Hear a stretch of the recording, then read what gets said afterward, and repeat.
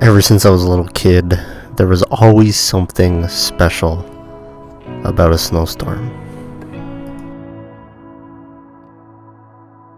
Toronto police say there are highway closures now in effect due to extreme weather.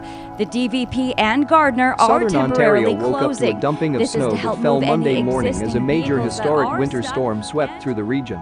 Just after 7:45 a.m. Monday, Environment Canada, the city of Waking up Toronto, in the morning, checking to see how much snow there is outside to see if your bus is cancelled so you don't have to go to school. It was like Christmas Day every time it happened.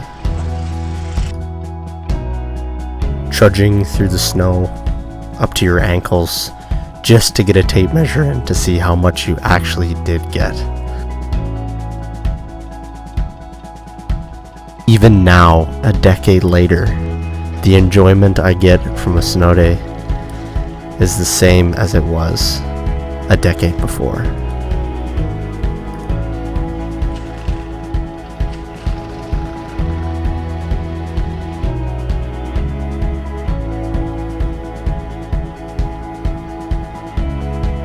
But no matter how old you get, everybody loves a snow day.